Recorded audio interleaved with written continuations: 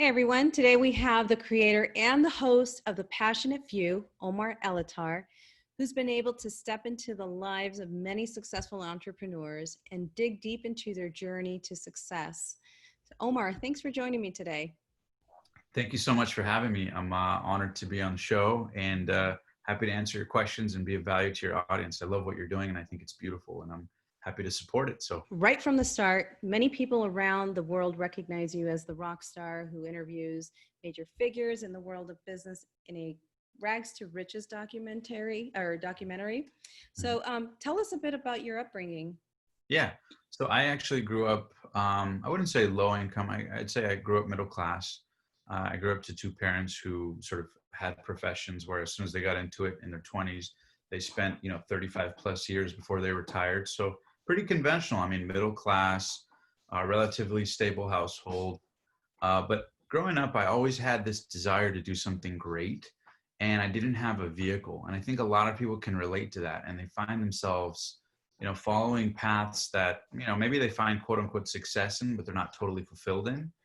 And as I started to see that happen little by little, I just knew as I was, a kid, and then in my, early, your early teenage years and late teens, and then getting into my early 20s, throughout that whole time growing up, I always saw this pattern of people who loved what they did and people who didn't love what they do. And it was just so I think most people encounter that, but for some reason, like maybe they weren't as crazy or obsessed as me, but I was just obsessed with figuring out the difference. What is the difference between somebody who loves what they do and gets paid to do it versus other people who don't? Like, what's the difference between people who get paid to play and people whose life is like full of frustration and anxiety and upset, and their relationships suck and they're always frustrated, and they complain about work all the time. And growing up, you would see both sides of the fence, and most people see the latter, not the former. Most people don't see people living their dreams. Not to say that people living their dreams don't have their own challenges in relationships or with finances or in any other area of life. But let's face it, when you're living your inspired mission, your inspired vision, and you're doing what it is you love to do in the world, that takes a hell of a lot of pressure off of a lot of the challenges of life. It doesn't take away all of them, but it certainly makes life, in my opinion, much more worthwhile, much more fulfilling. So growing up, I saw that, couldn't quite communicate it as eloquently, but I just knew I wanted to do that. And so growing up, I played soccer. I wanted to be a professional soccer player. I got into skateboarding later on. I wanted to do that. Anytime I would pick up a hobby, I always wanted that to be my career, right? The theme was I always wanted to get paid to play. I wanted to be one of the passionate few, as I've come to later name my show. I wanted to be one of the passionate few who gets paid to do what they love in the world and help people simultaneously, instead of the many who are frustrated, overwhelmed, and unfulfilled. And so, we can get into it later, but I just wanted to give you context. Growing up, that was always the theme. I was like, I want to get paid to play. Like, I want to be one of these people that are just like me and you. They have the same skin and bones, same flesh. Some are men, some are women, some are tall, some are short, some are better looking, some are not as good looking, right? There was no like destined reason for anybody to make it. I realized early on that people who live their dreams are just people who pursued it for, say, a sustained enough period of time, and things worked. So whether I played soccer or got into skateboarding later, or later would try acting, I always tried these things, but it was constant having little success and then failure, little success, failure. Ultimately, into my mid-20s, I would start the show and sort of have ride a little bit of a roller coaster, but find some awesome success with it. So that was kind of the journey, and I'm happy to delve into any micro points, but that's the short story version of it. Yeah, I agree. I think the greatest thing that one can do is to explore their curiosities, and whether it becomes successful or not, it does become successful within, because you gave yourself that opportunity to attempt it. And I think that's important for many people. A lot of people are hesitant to take that step because they're afraid of the outcome. And I think for myself, just taking action to my curiosities, I have developed so much more self-empowerment Mm. and confidence within myself to be able to, to tackle on anything else that I'm curious about, to try it out at least. And if it doesn't work, it doesn't work, but I know that, 10 years from now, I won't be wondering what could it have come out to be, and could it have been a success, or why didn't it become a success? So I totally agree with what you're saying and am in line with that as well. And so, Yeah. yeah. And I just wanted to add to that is I think you put it so beautifully that, so often in life, people say, well, I can't find my passion or I can't find my purpose, especially me, the passionate few. I'm a target for people to say, well, what's my passion? How do I find it? And, what I always tell people is that, who says you can only have one passion or you can only have one purpose? Trees have a lot of purpose. Birds have a lot of purpose. Water serves a lot of functions, right? Um, so I don't think that we're like singular purposed or whatever. I think we can have singular focus, but we are such a beautiful species. It's such a blessing to be alive. And we have so many passions and gifts inside of us. But the only way we'll ever find out is if we try things. And the kind of metaphor I always give to people is kind of think of it like a match, right? Like imagine the way I think of it is every person is a match. When you say I'm trying to find my passion or my purpose, what you're really saying, in my opinion, is you're trying to find your flame. You're trying to find what lights your flame on fire, right? What lights your match. So how do you light a match? You go rub a match against stuff and then you see what lights it. But most people want to know what lights it, but they're not willing to rub up against it. They're not willing to try it, right? So in life, you got to imagine you're a match. You got to try this hobby and this thing and that sport and this job and this profession and pop into this class and read this book or listen to this podcast or listen to Lydia's podcast or, whoever it is. And the more you try these things, the more you'll get contextual awareness. Oh, I like this. I don't like this. I like this. I don't like this. And you're going to find more clarity through action than you will through thought. And I think that's where most people mess up. They try to get clarity through thought when clarity comes from action, and action builds momentum. And you can chisel clarity. And then once you gain momentum, then it's just a matter of being consistent at the thing that works. But step one, like you said, explore your curiosities and don't be afraid to fail. Don't be afraid to go try that yoga class, even if it's silly or stupid. Just to give you one specific example here, I remember in college, I had a buddy who had a radio show, a college radio show. This was my first foray ever into it. And watch this. As silly as this sounds, had it not been for this moment I'm about to share, this podcast would have never existed. Me and you wouldn't be on this call. I wouldn't have built the business I have. I wouldn't have built the show. I wouldn't have been surrounded with over $10 billion worth of entrepreneurs. I would not be living my dreams if it wasn't for this singular dot of me. And at the time, I didn't recognize it, but had I not done this thing, none of this would have happened. And that one thing is this. In college on Facebook, I saw that one of my buddies had a radio show. His name was Chris Ventura. Shout out to Chris Ventura. It was called the Chris Ventura Radio Show. It's still, you can Google it today. God, it was like 10 years. It's crazy to think about. It was like 8 to 10 years ago. And we were in college and it must have been 20 at the time or something like that. And I'll never forget, he posted on Facebook that he had a studio and he was doing an episode if anybody would like to watch live or download the link. And I was fascinated by that because I'd always wanted to be on the radio. I'd always wanted to interview people, but it just, there wasn't courses or anything at the time when I started. So I didn't know what I didn't know.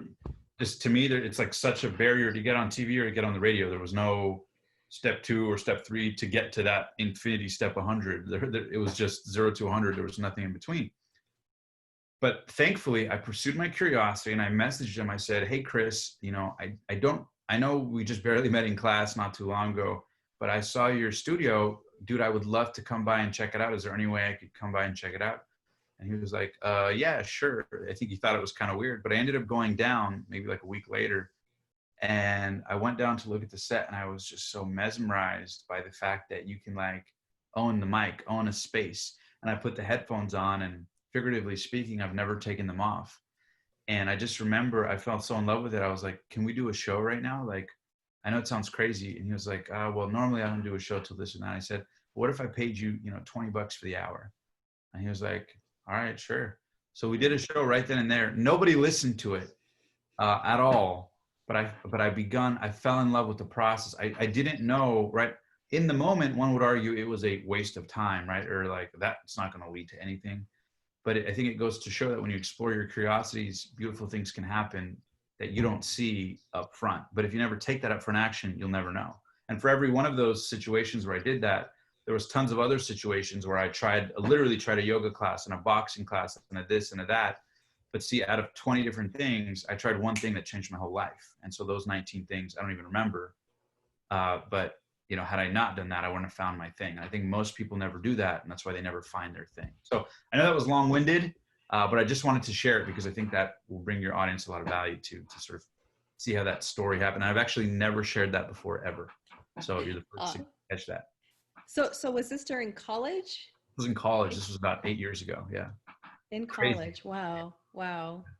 Yeah, that's awesome. I mean, that like you said, it takes us back to those curiosities. So I'm glad you did that, because you are right. We wouldn't be speaking today, and we wouldn't be having this, you know, this beautiful conversation and learning about you, and, you know, helping you grow as well. So you kind of touched on the introduction of becoming who you are today, and working with successful entrepreneurs and interviewing them and really digging into their lives, into their personal lives, on how they started, what their upbringing was like, et cetera, and how they got to where they are today. So when exactly did the thought occur to begin interviewing successful entrepreneurs? Yeah, it's a beautiful story. It takes me back. So this was about 4 years ago.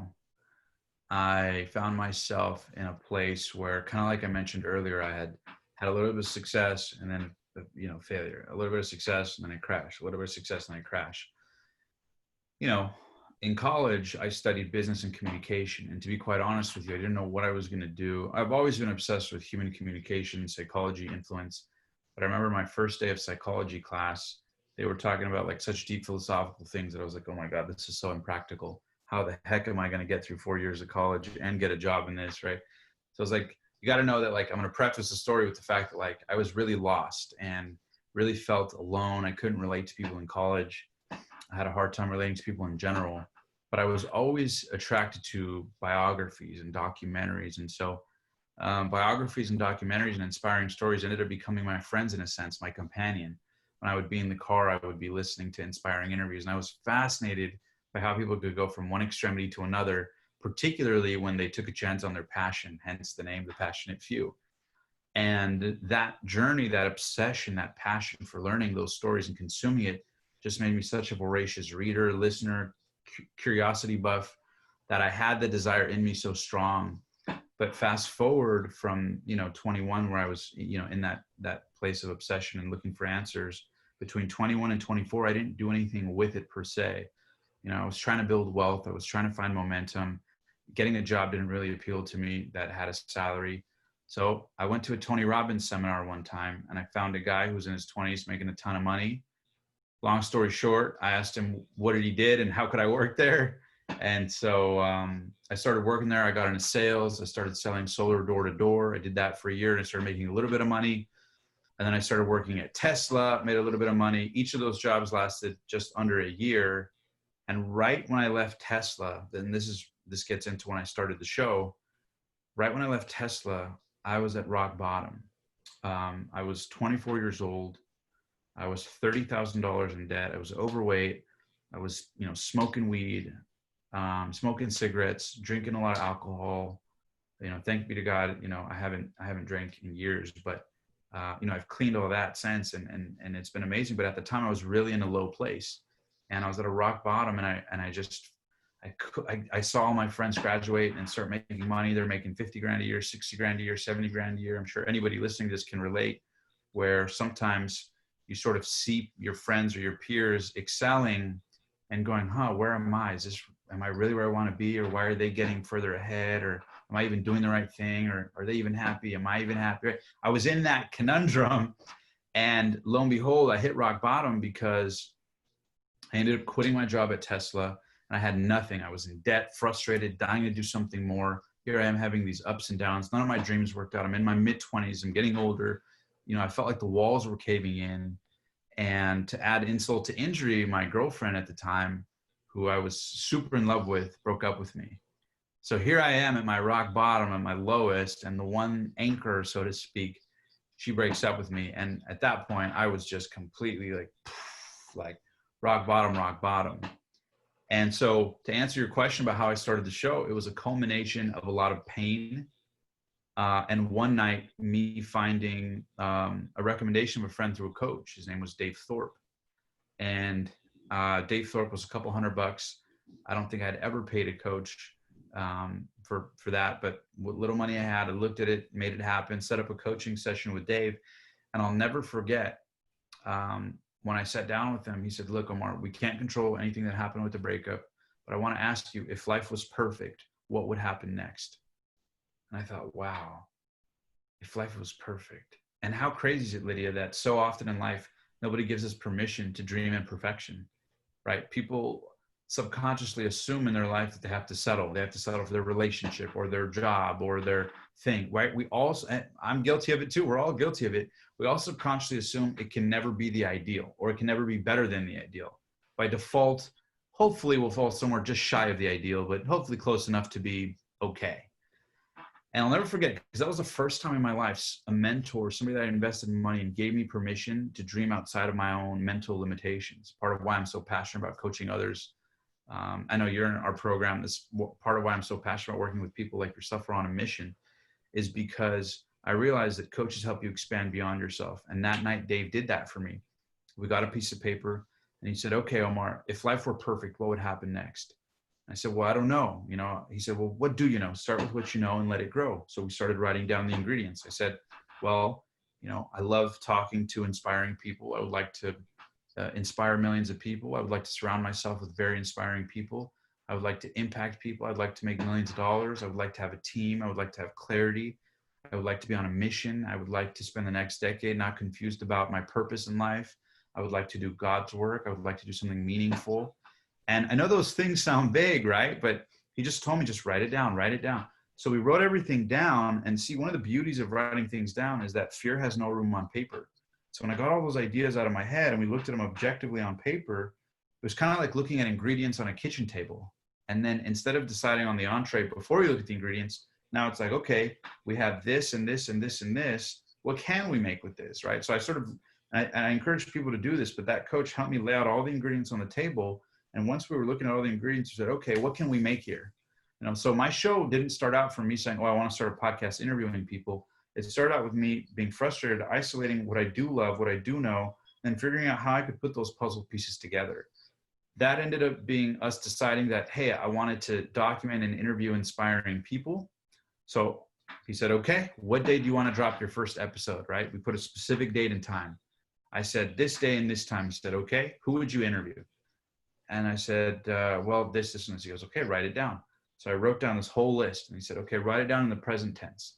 We did an exercise and I said, I see myself interviewing this person and this person. I see myself inspiring millions of people. I see myself launching my first episode on this day and time. I see myself, and with tears running down my face, and I still have the paper, I wrote down this prophecy, right? The passionate few prophecy. And it's crazy to think, Lydia, because what was once a dream on paper in a very desperate man's young life ended up the words popping out of the page and manifesting into reality years later. We, fast forward, we would end up about 2 or 3 months from that coaching session. I would end up launching my first episode, leading to my second and my third. And nobody listened at first, but one listener turned into 100, turned into 1,000, turned into 1 million. Now we're over 7 million listeners. We've built beautiful business and revenue streams around it. And we're impacting millions of people around the world. And that mission that I once wrote down on paper popped into reality from a combination of desperation and inspiration. So that's the whole story of really how it began. Wow. That's definitely something to be grateful for. I mean, thanks to Dave, he helped you. You were forced to brainstorm and put something together. Absolutely. Yeah. And I think that's one of the powers of having people outside of yourself. When you look at a Kobe Bryant or a Michael Jordan, their coach may not be the genius in what they're good at, but I think what a really good coach, friend, mentor, teacher, significant other, spouse, even yourself can do more than anything, sort of get outside of yourself. I think so many of us are trapped by our own fears and limitations and doubts and stigmas or whatever, that sometimes it's just refreshing for somebody to kind of like poke you or provoke you to do something new and uncover, you living your dreams and what you're really destined to do. And so, yeah, had it not been for that, my life would have never been in this situation. I couldn't have imagined it. And you've been on this journey of momentum. You've just been going and going, and new projects are coming, and more projects are coming, and that's awesome. I mean, you've got to be so grateful for that, and I'm so happy for you. Thank you so much. Yeah, I'm very grateful, and very grateful. I'm inspired, and I'm a man on a mission. And one thing I tell people is that so often people pursue the constructs of success and failure, but I've come to learn that success and failure are addictions of the ego. I know that sounds a little pseudoscience-y, but one of the things I'm most blessed to realize is you'll notice very often in my language, I say I'm a man on a mission. The reason I believe that is because I believe that people on a mission are not trying to avoid failure or seek success. They are trying to pursue that which inspires them. And when you pursue that which inspires you, you don't mind the failure, you don't mind the success, because when you're addicted to success, you fear failure. And when you're trying to avoid failure, your happiness is dependent upon success. So your emotions are dependent on the avoidance or the moving towards of one or the other. When you're a man on a mission, you are fully aware that you'll have successes, you'll have failures, but either way, you'll learn from them and you'll keep going. It gives you direction and clarity. If you only want success with no failure, that's overwhelming. But when you're on a mission and you're doing what you're inspired to do, like you're doing, Lydia, and like I'm doing, things start to flow and you start to fall in momentum. And like you said, things start coming to you. And I think that's when you've really mastered your life. That's what people call flow. When you look at the greatest of what they do, when you look at Kobe Bryant and he loses a game, he doesn't call that a failure. He calls that a lesson, because he's a man on a mission to be the best, not because he's after a successful season, right? Mm-hmm. Absolutely. Absolutely. So going back to your initial start of this foundation of the passionate few, as you were putting together, once you've spoken to Dave and you put this brainstorming session together, and you both came to a conclusion of what you were going to be doing and what your mission was going to become, along the way, what kinds of resources did you use to find these people, find these successful entrepreneurs, to create these questions? Your interviews are very unique in the sense where you are actually going into further back than where they initiated their business progress, and you take it back to their childhood and their upbringing. Some were brought up with nothing, some were brought up with at least a good upbringing.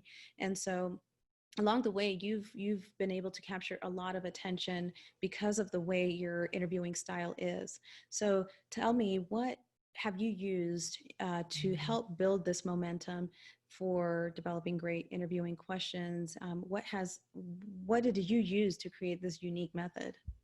Well, thank you so much. I think I appreciate the compliment. One thing I always tell people is that whenever you're communicating, it's important to remember that you can't transfer that which you're not experiencing. And I think so often people, kind of like when they're public speaking, right? They're worried about, do I look cool? Do I sound okay? Am I saying like the right thing? And the challenge is that if you get in your head about it, you're not going to come from a place of power, sincerity, passion, purpose, clarity. And I know that sounds oversimplistic, but it's true. In the words of Jim Rohn, what's easy to do is also easy not to do. But I think so often, so many of us are so attached to doing it right or interviewing the right way. I'll be very honest with you. When I started doing interviews, I didn't think of it from the perspective of what would be good for my audience. It was more from a selfish perspective. Not that I didn't care about my audience, but I knew that if I was having a meaningful experience in that communication, the audience would feel it too, right? You can't transfer that which you're not experiencing. So for me, I just think what's the most exciting conversation I could have with them, and my audience happens to get to overhear. Does that make sense? And that's a very different mental frame of reference than, okay, I want to make sure I ask the right question, so I don't look stupid, or like so that I look good to the audience, or so that I can build my brand right, or so that you see what I'm saying? And I know that's a little unorthodox, a little unconventional, but I will tell you that, authenticity trumps form. And so, like, I firmly believe that somebody could do interviews totally different than me, but if they were super congruent and they were super curious about the question, the audience, the watcher, they would feel that. And I think the reason that most people, if people want to check out my interviews, they can go to the Passionate Few. It's, podcast, YouTube, Spotify, all platforms. You can follow me at OMAR_the Rockstar. But if you listen to my interviews, my intent, to be honest with you, is when I, interview, for example, the creator of Hot Cheetos, or I interview the billion-dollar creator of Patron Tequila and, Paul Mitchell shampoo and conditioner. When I interview these people, I ask them the questions that I wish somebody would ask them. So I'm not afraid to ask, what was it like when you got a check for, for example, he sold Patron Tequila. John Paul DeJoria had just sold Patron Tequila for 5.1 billion. And I asked him, I said, hey, what was it like the day that that money cleared in your bank account? Most people would never ask that. So I just found this insatiable curiosity where I feel like the luckiest kid in the world. I feel like a kid in an intellectual candy shop because I get to ask questions that they have to answer. I've never, in all my years of doing this, I've never had anybody go, actually, I'm not comfortable, answering that question. Now, granted, I don't get too taboo, but every once in a while, if you're asking questions from your most sincere place of curiosity, little by little, your audience starts to feel that. So I think that's really how I developed it. In the beginning, I was terrible. I mean, if you listen to some of my early interviews, I'm nervous, I'm saying, but I was just so passionate about it that I just knew that if I just kept doing it, I was going to develop a fluency. So really my best piece of advice would be threefold. Number one, know your outcome. So when I do interviews, the only thing I do intentionally is I know my first question and I know my last question, and I set a one sentence intention for the middle of it. So that's number one. That way I give myself the perfect amount of flexibility and freedom in the interview. And also I don't write out a bunch of questions. Sometimes I'll do homework and take notes, but I never go into an interview with a whole page of notes, because when I did try that, and I've tried everything at this stage, at least for me, you can do it however you want. So take my advice with a grain of salt, make it your own. Everyone's different. But when I would write out questions, I found myself being challenged with trying to be present with what they were saying, also trying to gauge the time in the back of my head, and then simultaneously trying to read the next question. So it's hard to pay attention to what they're saying. Maybe they say something interesting and they go on a tangent, and I want to, ask them about that, but I also want to bring them back, but I'm also conscious of time, right? It was like a lot to juggle. So that's the first thing. I killed the whole question list, and I just have, know my first question, know my last question, know my outcome. Number two, I always forgive myself in advance, and I make sure to have fun. Sometimes we can beat up on ourselves. So number two, I would just say really have fun, and don't put too much pressure on yourself to get it right. You're going to do it again and again, and you're going to do it better. It's a marathon, not a sprint. So that's the second thing. Yeah. And then it's building a muscle. You're building muscle. Exactly. You're building a muscle. And number three, I would say, to be honest with you, aside from having fun and enjoying it, so often so many of us can forget to do that in anything in life, in business, our relationships, or in our own life, in our own mind. We forget to have fun and be grateful. But what I would say, number three, is listen to quality communicators. Listen to things that inspire you. When you're in an inspired space, when you're listening to maybe other interviewers you like, or if you're listening to content or watching stuff, if you're in an inspired space, you're going to naturally pick up nuances of timing, questioning, precision, right? So when you're watching people you want to be like, for me, I was obsessed with consuming interviews by Howard Stern and Larry King, 60 Minutes growing up. I didn't know that those things would then begin to inform my own communication on the show. But I think, you're a product of what you put inside your mind. What you put inside your mind, you get out of your life. So those are my top three tips. Number one, know your outcome of the interview. Number two, have fun and forgive yourself in advance for any questions you might forget, and realize it's a learning process, right? The more you do it, the better you'll get. And that last one for number three is listen to people who inspire you. Listen to interviews that you enjoy, and little by little, you'll develop your own style. You'll take a little from here, a little from there, a little from here, a little from there. You'll have your own fun making your own Lydia cocktail. So yeah.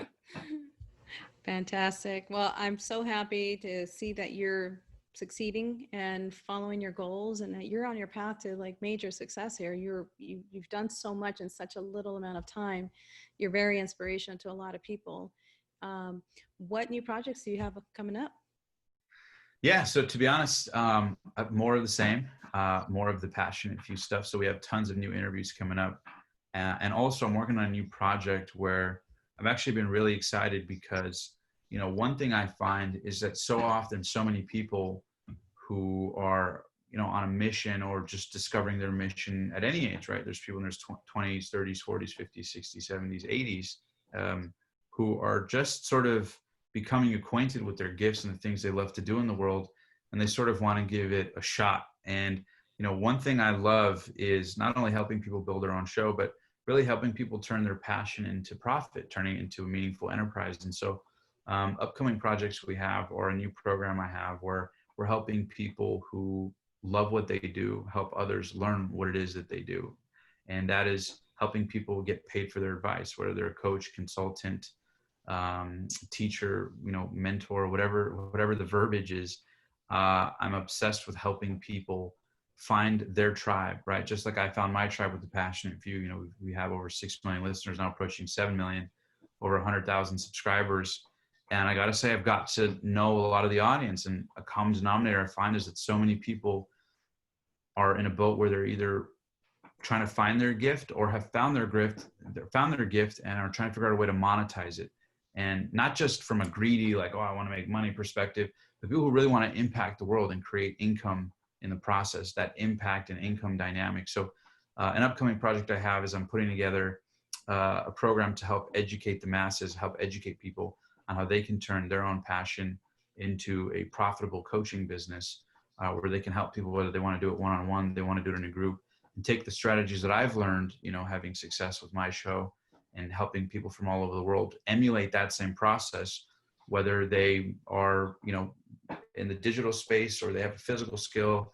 I know people who are nutritionists that have built successful coaching businesses. I know people in the gardening niche. I know people who do at-home workouts through Zoom. I know people who are counselors for marriage. I know people that help people with porn addiction, or people that consult people on what they do in their profession for people at home. I know people who coach on speed reading. There's just so many people around the world who are passionate about what they do, and have found clients who pay them, and very often, premiums when they package it correctly, to teach them that skill. So I'm putting together a program in the near future, depending on when this airs, helping people do that, because I believe, my mission with the Passionate Few was to help share stories of people who are passionate about what they do, share that with the world in a way that simultaneously is beneficial for both the person impacting the world and the person who's compensating that person for that impact, because they want to learn that skill or develop that same result. So, to be honest with you, just more of the same, and just helping more people not only get exposed to the stories. My mission with the Passionate Few was to humanize greatness one story at a time. And well, I've had the good fortune of connecting with these guests who have become clients and friends and mentors to me, coaching others with it. I would love to extend that from the guests to my audience and help my audience build their own community, find their own passionate few, if you will, to help make their dreams a win-win reality for both parties. So yeah, I'm really excited about that. That's fantastic. We need to continue growing the greater good in this world, and just, the little things that you are providing here and there with your audience, allowing us to interview you and be able to also pass that on to other members of the world. You're just going to be doing more greater for the good. And that's incredible. I mean, that's what we need. We need more goodness and more greatness in this world. And because we need to live in a happy place. We need to live as best as we can and live the best versions of ourselves. So I think that you are a great example of what it is to be a good person, just giving good value to everybody and helping them find themselves, to be able to grow and be able to provide that as well, that goodness to the world as well. So Thank you so much. that's awesome. That's awesome. Thank you so much. That means a lot. And to answer your question prior, I just remembered that you had asked a question about how I got in touch with guests. So I'll keep this, these stories short, but I would do the impossible to get interviews. So, you asked about how I sort of networked with them when I had no experience. Fun story. I think I've shared this on a couple of platforms, but my ex-girlfriend was obsessed with three things, right? Because you remember, she was the catalyst right before I really started the show. She loved Hot Cheetos, Quest bars, and Grant Cardone. So I went to the ends of the universe to get in touch with the creator of Hot Cheetos, the creator of Quest bars, and Grant Cardone. And I ended up doing whatever it took, from, Grant being in Florida, or he lives in Florida, came to LA. I drove to Beverly Hills, waited outside of a restaurant, stalked him to get the interview. He said, okay. Tom Billio, I messaged him 12 times, got no response. I was so persistent, finally gave me an opportunity to interview him. Creator of Hot Cheetos, I had messaged him dozens of times, found his suit tailor, tried to get his email from him, reached out to him, nothing worked. So I saw he had a speaking event, went, he said no, went a second time, he said no. Finally, the third time I approached him, he said, "Man, you really don't give up, do you? Fine, I'll do your interview." And I said, "Yes, sir. Consider me the young man you once were when you were looking for a shot for someone to give your hot Cheetos idea, a shot at seeing the light of day." And I think because I came from such an honest, sincere, elegantly persistent place where I wasn't over gradient, and I was so determined, I was able to get those interviews. And not only that, I went from no experience to not having any of that. Within my first year, all 3 of those interviews ended up being the most watched and downloaded interviews on YouTube and podcasts on the planet, with all of them. And I didn't even know if I was a good interviewer. So the fact that there was like hundreds of thousands of views, cumulatively views in the millions and downloads, that didn't even make sense to me. It still, to be honest with you, Lydia, it still doesn't make sense to me. I'm very acutely aware of what it feels like to be at a starting point and feel like, oh man, there's no chance in hell I can compete with all these other people. I'm very acutely aware of what that feeling feels like, and it's never left me. So I don't take it for granted. But yeah, to be honest with you, how I got those interviews, I was just so determined and inspired that just sort of the universe was kind of like, all right, Omar, you keep knocking. Fine, here you go. And Your the rest is persistence paid history. off. Yep, passion pays. That's right. That's right. Well, I appreciate you taking the time to allow me to ask you these questions. I really appreciate it very much. I know the audience will too. I wish you the best in your future, and I wish you much success as well in providing greater goodness to the world. So right on. I am so with you. I'm on board with this as well, and I'm on the mission just like you to provide that goodness out there as well. I appreciate your time. Thank you very much. This is Omar ELATTAR, everyone, from The Passionate Few. Thank you so Thank you so much. much, Lydia. I appreciate you, and it's an honor to join your mission and support you. I love what you do, and I'm honored to be on. So thank you so much. Thank you.